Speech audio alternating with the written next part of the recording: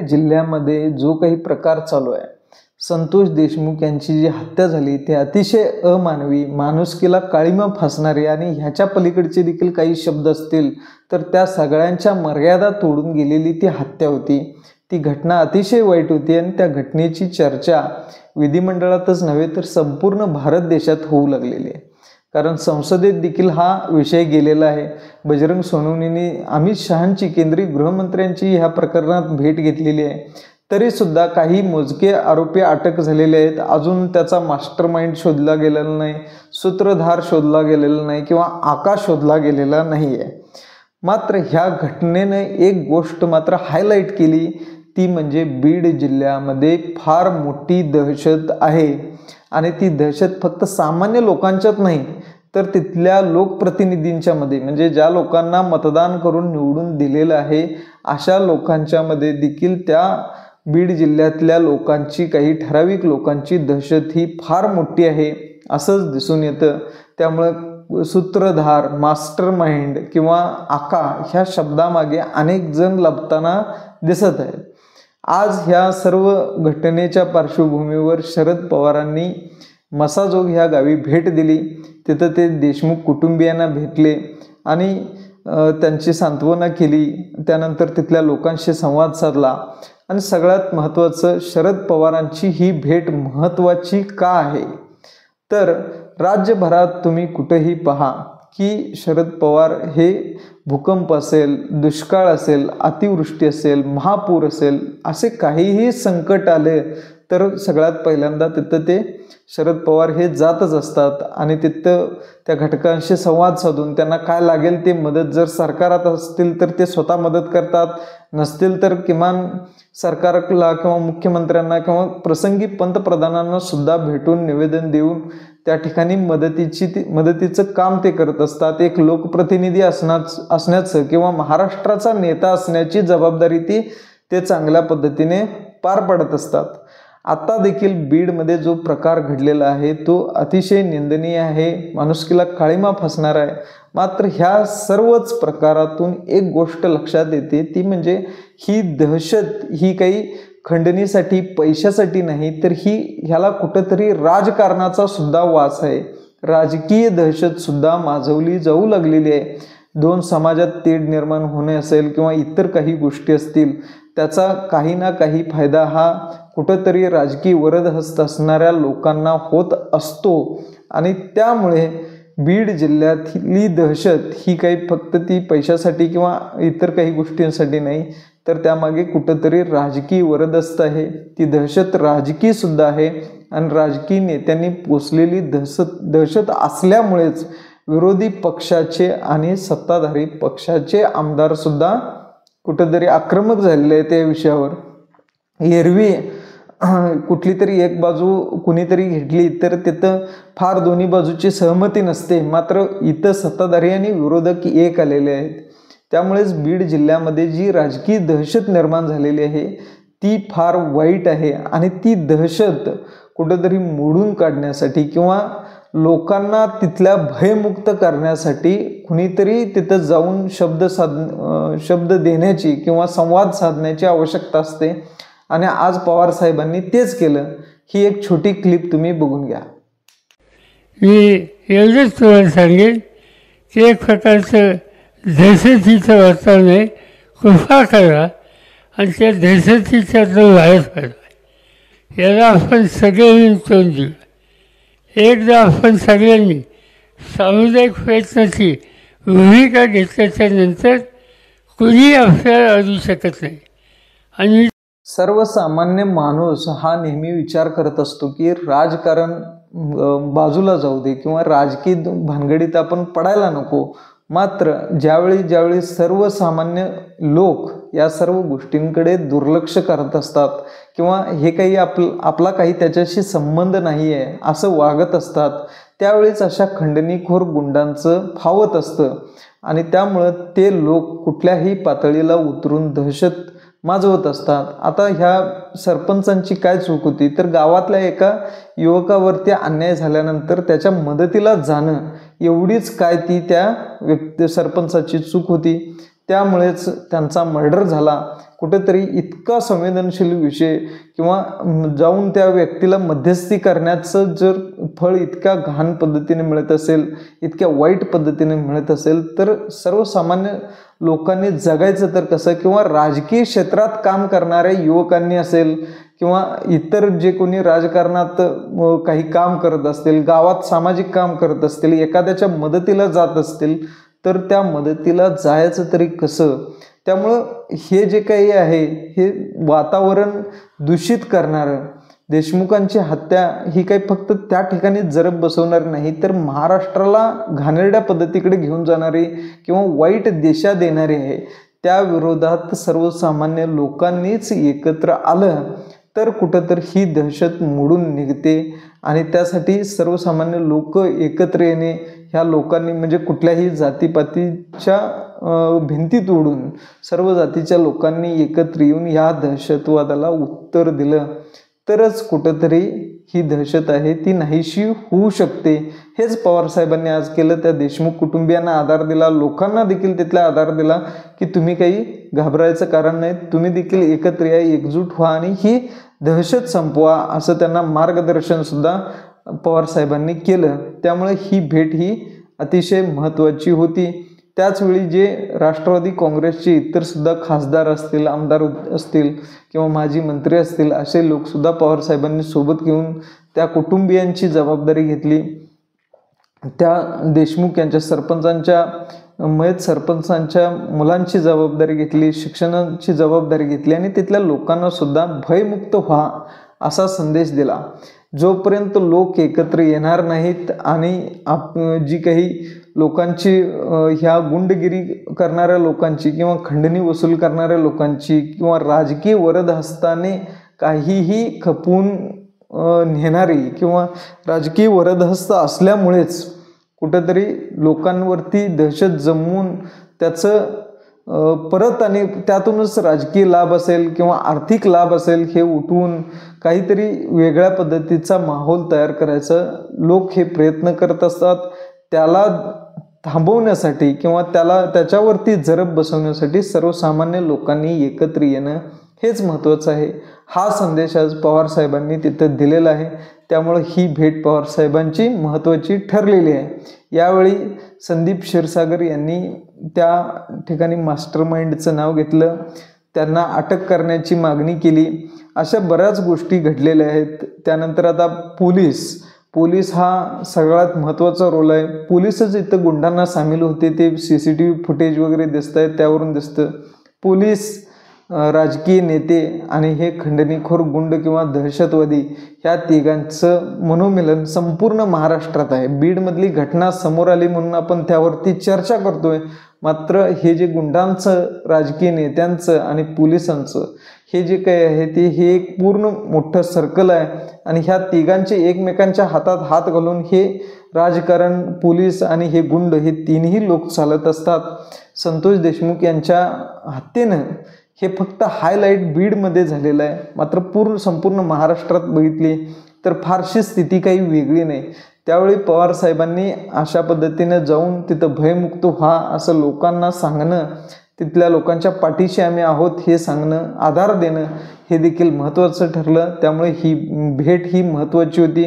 आता येणाऱ्या काळात काय काय होईल, ही दहशत कमी होईल किंवा लोकांची त्यावरती जरब बसेल किंवा काय परत लोकांनाच आणखी टार्गेट करतील हे पाहावं लागेल.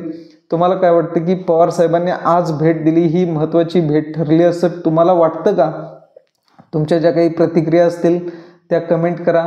जर चॅनलला सबस्क्राईब केलं नसेल तर सबस्क्राईब करून घ्या आणि पवारसाहेबांच्या भाषणाची, तिथल्या मसाजोगमधल्या भाषणाची किंवा तिथं जे त्यांनी मनोगत व्यक्त केलं आहे किंवा संदेश दिला आहे त्याची क्लिप ह्यानंतर चालू होईल, ती देखील तुम्ही बघून घ्या. थँक्यू, धन्यवाद. सर्वसामान्य लोकांना एक प्रकारचा धक्का बसला आहे. ही जिल्हा याचा एक लहान असतात लौकिक आहे. हा जिल्हा मी अनेक वर्षापासून या नात्यानिमित्तानं जिल्ह्याशी संबंधित आहे. वारकरी संप्रदाय हे या जिल्ह्याचं वैशिष्ट्य. आणि वारकरी संसदाचा विचार घेऊन आपलं आयुष्य जगणारे,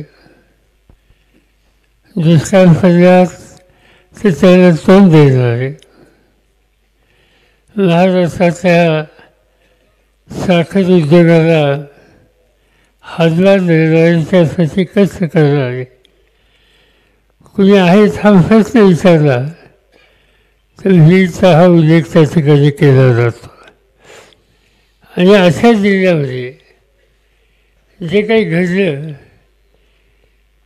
हे कुणाला न फसणारं, न सोचणारं, अतिशय चमत्कारिक अशा प्रकारचं आहे. त्या तरुण सरपंचाची हत्या झाली.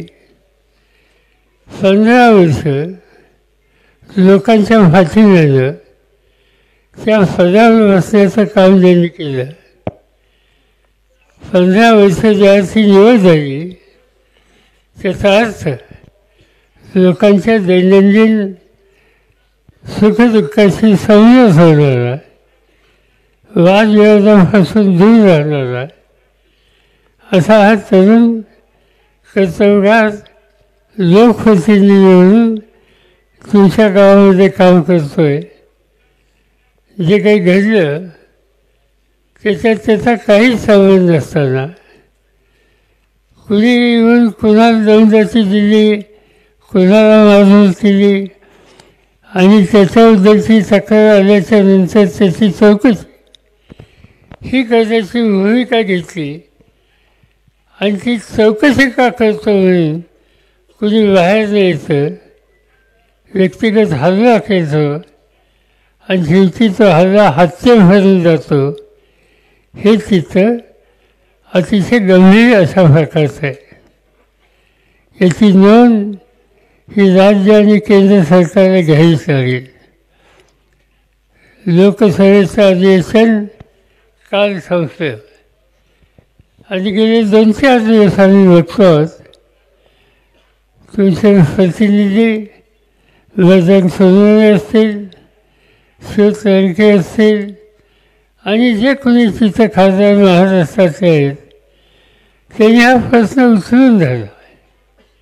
गृहमंत्र्यांना भेटले, पार्लमेंटमध्ये यांनी स्वतः हा प्रश्न त्या ठिकाणी मांडला आणि इथं न्याय द्या या प्रकारचा आग्रह बजरंग सोनवणे आणि त्यांच्या सगळ्या सहकाऱ्यांनी देशाच्या लोकसभेमध्ये मांडला.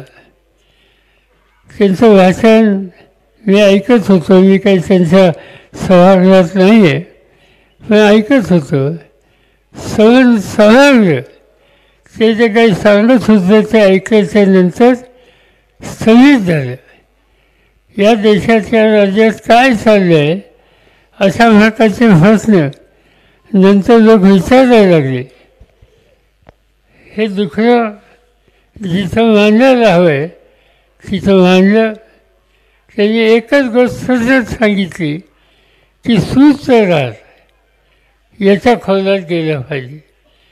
आणि यांचे सगळे सुसंवाद कोणाकोणाशी झाले, मग तो टेलिफोनवर असेल आणखीन कशावर असेल, ते सगळे त्याची जी काही माहिती आहे ती काढली पाहिजे, त्याच्या खोलात गेलं पाहिजे आणि त्यामधून वस्तुस्थिती ही सगळ्यांच्या समोर ही येईल.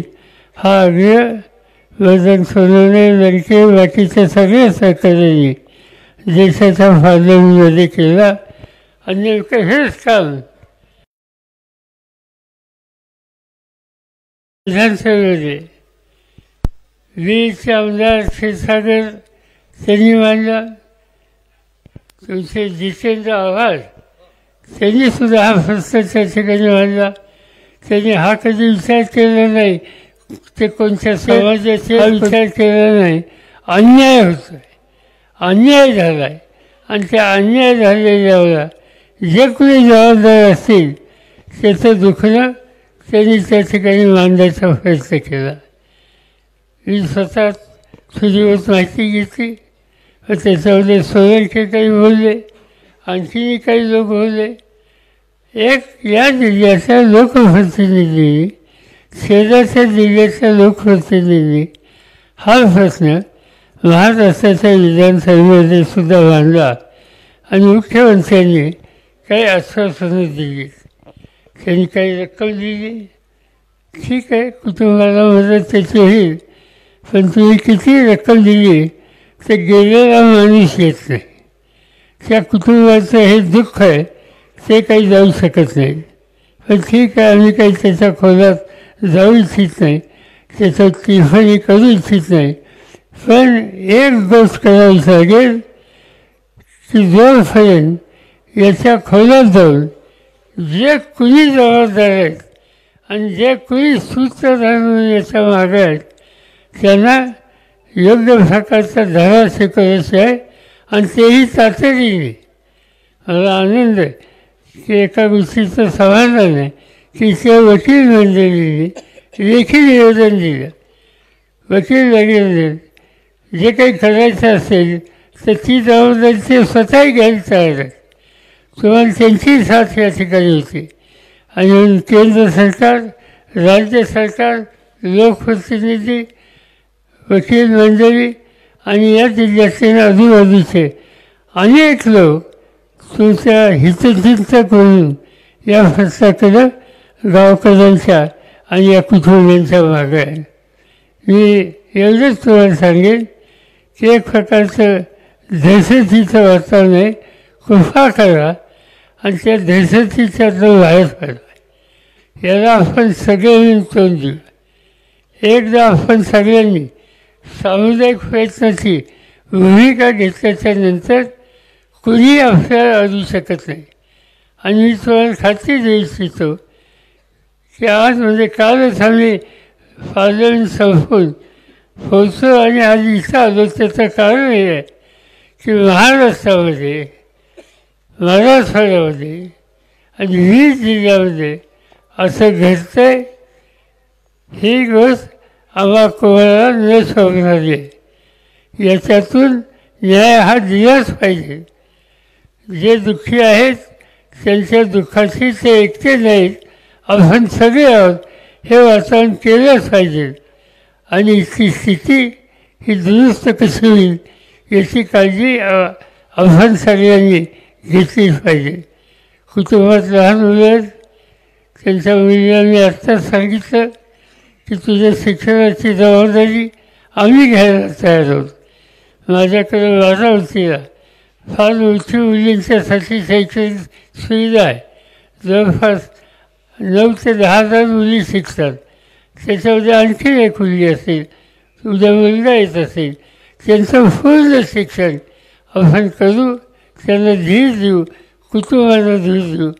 त्यांच्या मातोश्री आणि कुटुंबातले इतर घटक आहेत त्यांना आपण सगळे मिळून एक प्रकारचा आधार देऊ आणि हे सांगू की तुम्ही एकटे नाहीत, तुमच्या मागं हा सगळा आम्हा लोकांचा एक प्रचंड संख्येनं वर्ग आहे.